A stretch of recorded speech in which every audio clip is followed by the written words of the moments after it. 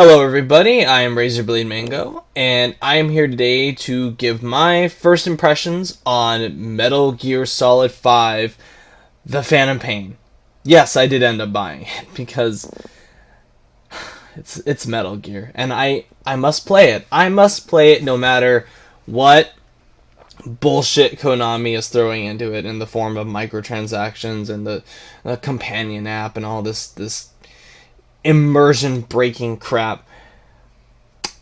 But the good news about the microtransactions and the multiplayer mode that powers it is optional, thankfully. And I know they've said this in the past, and thankfully, unlike Watch Dogs, where if you turn the multiplayer mode off, you don't lose all of your progress, which is good. I mean, that I thought was just the dumbest thing I've ever heard of in Watch Dogs. And thankfully Konami, at least Kojima, does not make this mistake with Metal Gear. If you turn off the online mode in Metal Gear Phantom Pain, you won't have to worry about it ever. It won't impact the game in any way, and it will save you the headache of having those stupid microtransactions pop up every so often, saying, hey, buy this, or hey, you haven't expanded your base yet, hey, do this. And another benefit is that the servers are mostly down.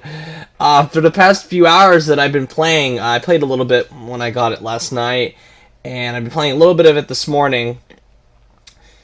And thankfully, the servers have been down quite a bit. I've only been able to log in maybe once or twice in the times that I've disconnected it.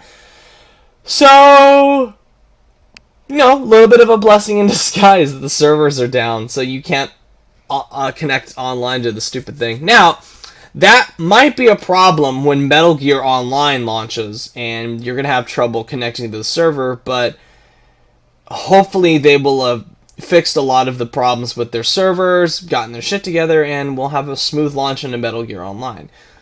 That'll be a separate video, because I am looking forward to trying that out. So, Phantom Pain. The gist of it. This game is fucking sweet! I mean, fuck, it is good. It is so damn good. I was so relieved to feel it, especially after some big disappointments this year. I was really nervous and scared that this was going to be a big disappointment, and so far it has lived up to my expectations. And no, I'm not like Konami and going, oh my god, this is, before we even release the fucking game, this is game of the year right here, this is the best game of the year, hands down, nothing else is gonna top it, yo. And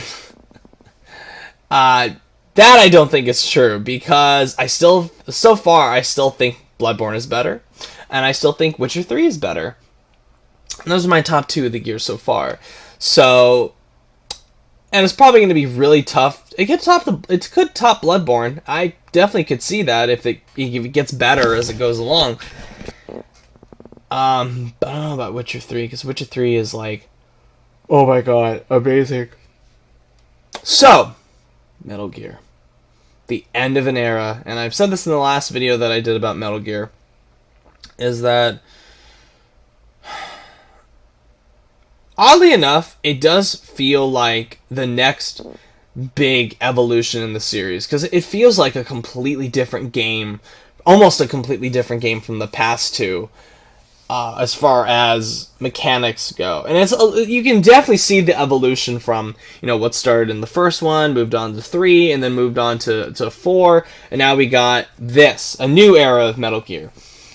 And it's odd that it has improved its gameplay so much, and yet this is going to be the last true Metal Gear. It's really odd to think about, but it's here, and it's fucking awesome. And you can definitely see how much time and effort Kojima put into this game, because there is such a striking attention to detail, lots of little tidbits going on in the environment, just cool stuff you can do. And the best part of it all, it's addicting, and it makes me smile. It is so so awesome. A lot of games that have come out this year have just kind of been like, yeah, I'm playing it, but I'm kind of checking the timer, like, all right, when's this gonna be over? Blah blah blah. I just wasn't feeling it. But from the moment this starts, you get that feeling in the back of your tummy, that like little like warm fuzzy feeling that's like, oh yeah, this is gonna be good, or you instantly know something is gonna kick ass, and that proves to be absolutely true with Metal Gear, Phantom Pain, and also it scratches that itch, that addictive itch in the back of your head, where it's like, just one more hour, just play for a little bit longer, what's another few missions gonna do, huh? Come on, keep playing. It's the Skyrim itch, as I like to call it. And before you know it, you've spent hours upon hours upon hours inside of this world. And I've only spent maybe 6 hours, and I had to stop because I wanted to record this video, and I have a life outside of my PlayStation 4. But I can definitely see, and I'm not sure if that's that's mostly a good thing, because it's a sign that the game is very well polished, lots of fun, very, very, it has a lot of variety to it, but I can definitely see it becoming that addiction for a lot of people, which, not necessarily a bad thing within its own right, it's just for people that lack discipline, not like myself, because I do not. And I love that this game actually brings that feeling in me that's like, come on, sit down, keep sitting, keep playing. This is going to be awesome. There's a lot of games there's quite a few games that I have that I can easily just go, yeah, I've had enough for today, and just put it down. This might be tougher to break because it's just so good, and because, it has that one more mission itch to it. So, it's awesome, and I really enjoy it. Now, what about this game do I really enjoy? Well, as I've said, the attention to detail, just the thing, that's the overwhelming amount of stuff that Kojima brings into this game. You've got building the mother base. You've got these audio files that you can read through that are actually really interesting. You've got all the side op missions you can do that are really fun. You can free roam. You can do the story missions, which some of them don't. A good majority of them don't really have, at least the ones that I've played so far, don't really have the, a story backing it up. It's just kind of like what Kojima described it as. Where the past Metal Gear games have really been movies, this one feels a lot more like a TV show. And I don't mean that in a bad way. I mean that and it's been a very episodic. It literally starts with episode 1, blah, blah, blah. And it has credits and end credits to each mission. And there's chapters, and then there's episodes within each chapter. I don't know how long chapter 1 is, but I've been doing quite a few episodes, and I don't know how this is going to go. And I like that I have no idea what the fuck is going on. I know the lore, and thankfully for people that are new to the series, you do get a sense of what's going on if you want to dig into the audio files.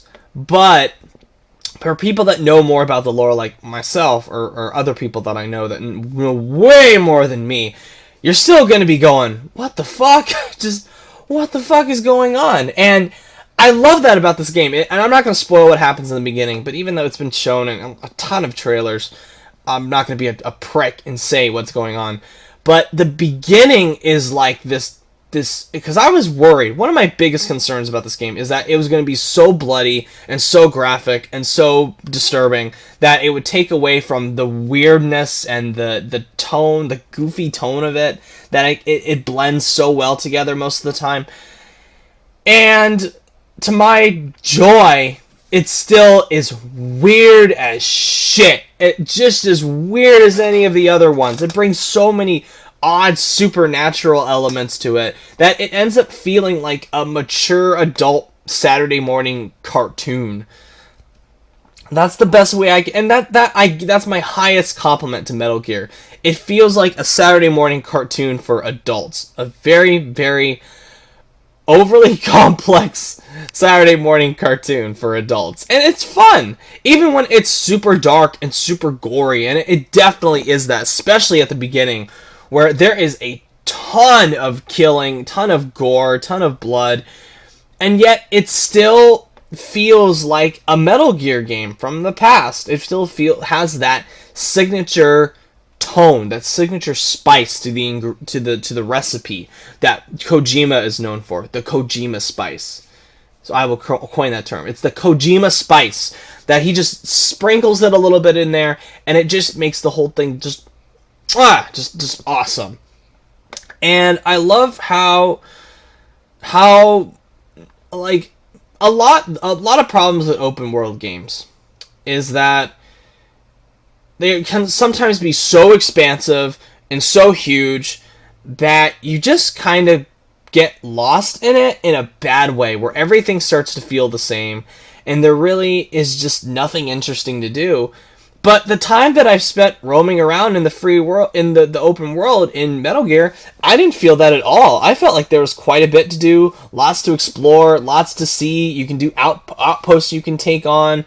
In a way, it feels a lot like Far Cry, but Metal Gear Solid, which is always good, especially when it's kind of taken the Far Cry approach where you can sneak around, scope out the environments, tag your enemies, and then proceed as you want. And trust me, there are a lot of ways you can do your missions. You can go in all Rambo, guns blazing, helicopters attacking, big machine guns blazing in. You can do the super stealthy approach where you're just a ghost. You just go in, avoid all enemies, just do your objective, and then get out. You can do a mixture of the two. You could take your objective away from afar. I mean, there's a ton of options. Lots and lots of customization, not only for yourself, but your horse, your buddy that you can bring along, the vehicles you can bring along. There's so much to do in this game.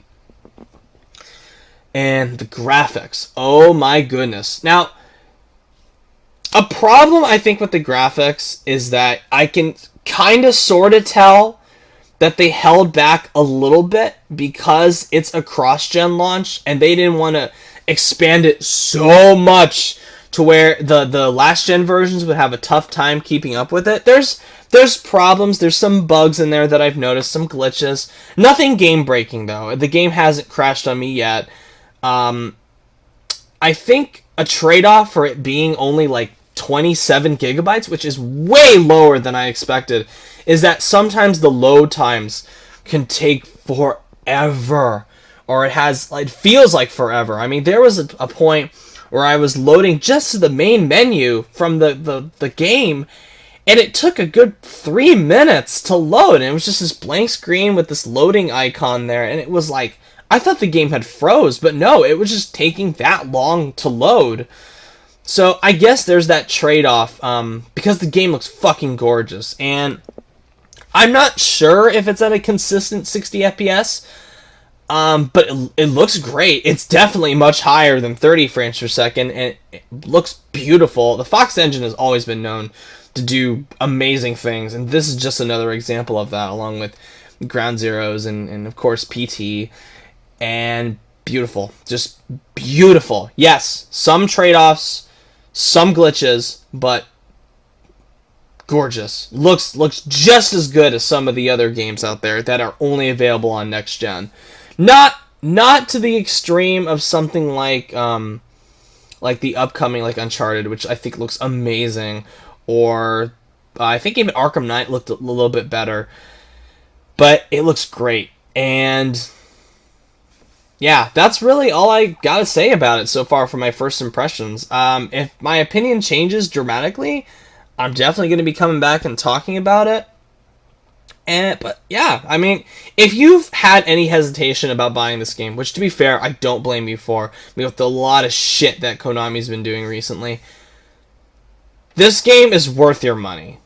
In my opinion, for the first 6-7 hours that I've played, I'm not even close to scratching the surface of what this game has to offer. And I'm really suspicious of those people that attended that Konami review event for this, and were only allowed 40 hours of the game.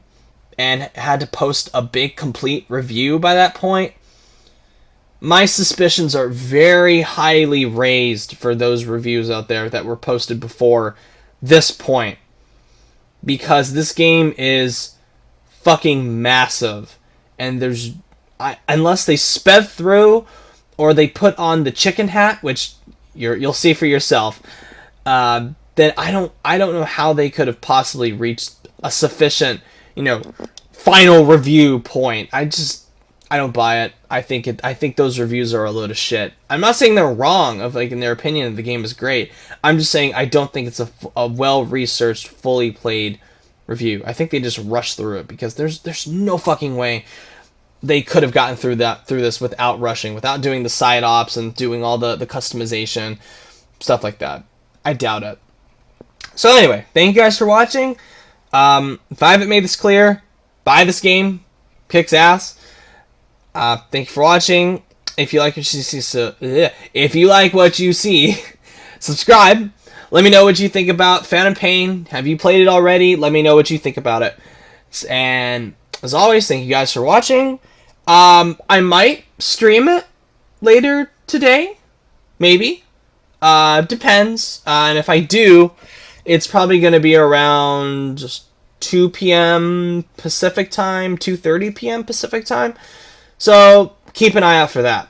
And no, I'm not going to do any of the story missions. I'm just going to do free roam and side ops. So anyway, thank you guys for watching.